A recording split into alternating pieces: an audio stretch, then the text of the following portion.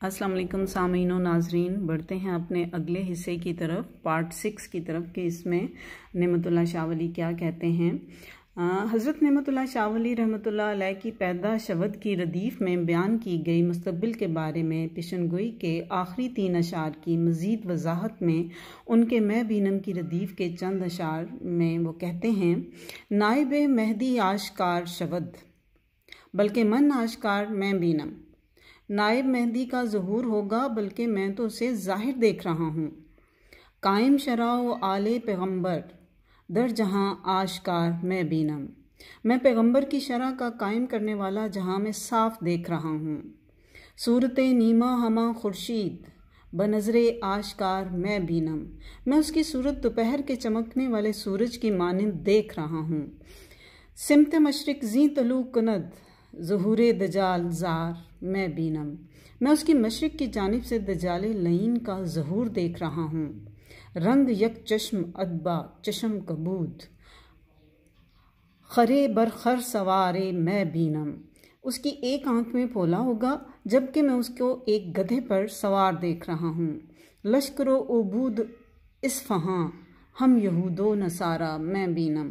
उसका लश्कर इस्फहां में होगा, मैं उसको यहूद और नसारा के लश्कर के साथ देख रहा हूँ। हम मसीह अज समा फरदद आयद पस कूफा गुबार मैं बीनम। हज़रत मसीह भी आसमान से उतर आएंगे, मैं कूफा में गुबार देख रहा हूँ। अज़दमे ते ईसा मरियम कत्ले दज्जाल ज़ारे मैं बीनम। हज़रत ईसा अलैहिस्सलाम इब्ने मरियम की तलवार से मैं दज्जाल लईन का कत्ल देख रहा हूँ।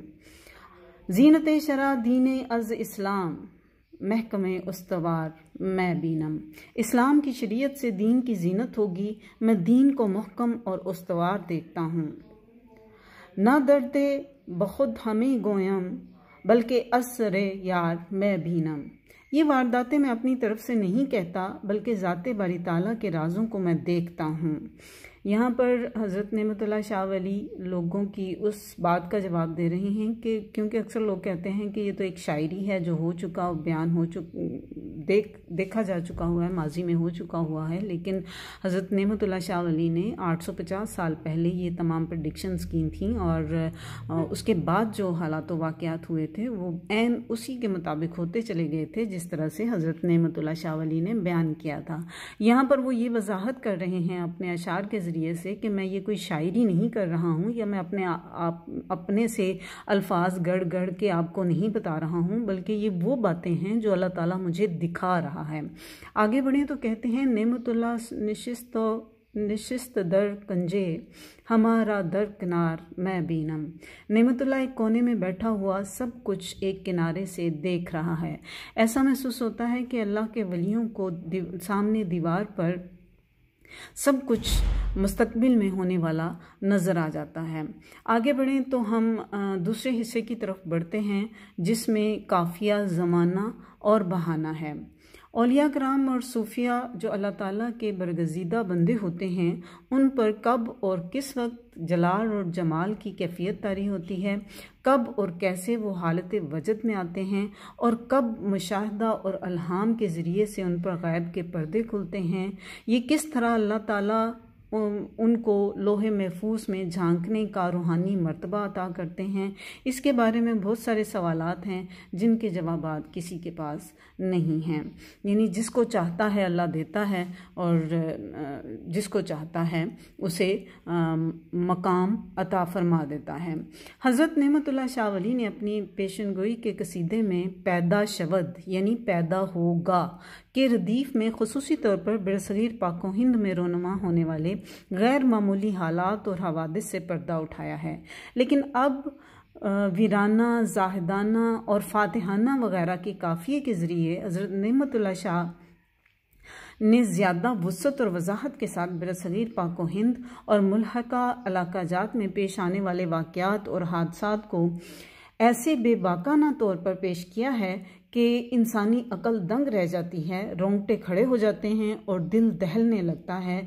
मौका यानी ऐसा महसूस होता है कि जैसे हम उस दौर में जी रहे हैं, उस दौर में ज़िंदा हैं जब ये तमाम वाक़यात रूनुमा होने वाले हैं। यहाँ पर जो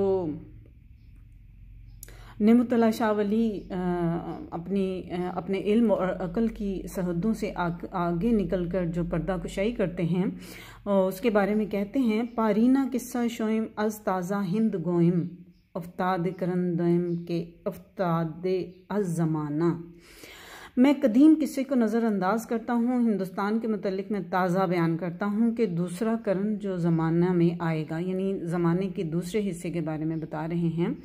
साहिबे करन सानी औलादे गोरगानी शाही कुनद अज़ा शाही चोर सितमाना, यानी ख़ानदान मुग़लिया में से साहिबे करन सानी हिंद पर बादशाही करेगा, लेकिन बादशाही दलेराना तौर पर होगी। ऐशो निशाते अक्सर करदद मकां बखातिर गुम मैकुनंद यकसर आं तर्ज तरकियाना, उनके दिलों में ऐशो इशरत घर कर लेगा और अपने तरकियाना तर्ज अंदाज को सरासर तर्क कर देंगे। तरकियाना यानी तुर्क जो तरीक़ा जिसको कह लें कि बादशाहत था, उसको तर्क कर देंगे और ऐशो निशात में गुम हो जाएंगे। और हमने अगर तारीख़ का मुताला करें तो हमें पता चलता है कि आखिरी दौर में जो हमारे मुग़ल बादशाह हैं वो ऐशो निशात की ज़िंदगी बसर कर रहे थे। शहज़ादे शहज़ादियों को जो है वो शायरी सिखाई जाती थी, रक़्स व सुरूद की महफ़िलें होती थीं और ये सारा कुछ हमने होते हुए देख लिया हुआ है। लेकिन यहाँ पर चूँकि हम मुकम्मल अहाता कर रहे हैं तो इस वजह से सारी बातें बताना जो है, सारे अशार जो हम तक मुयस्सर हैं हमें उनको बताना ज़रूरी ख्याल करते हैं।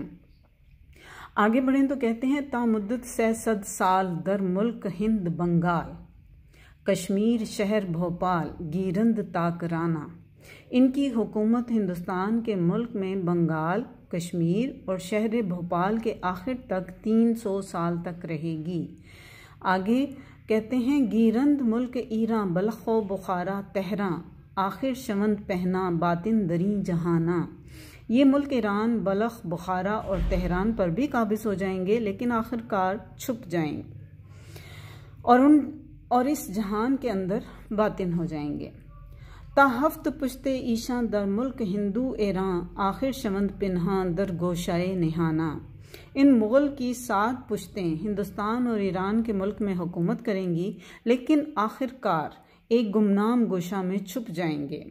बादज सह सदना बीनी तो हुक्म गोरगानी चूँ असहाबे काफ गर्दद दर कहफ गायबाना, तो 300 साल बाद ख़ानदान मुग़लिया की हुकूमत नहीं देखेगा, ये असहाबे काफ की तरह गार में गायब हो जाएंगे। आखिरी ज़माना आयत दरी जहाना शहबाज सिदरा बीनी अज दस्त राय गाना, इस दुनिया में वो आखिरी ज़माना आएगा जब शहबाज सिदरा यानी औलिया जिनकी परवाज़ सिदरतुल मुंतहा तक हो, तो देखेगा कि वो हाथ से निकल जाएंगे।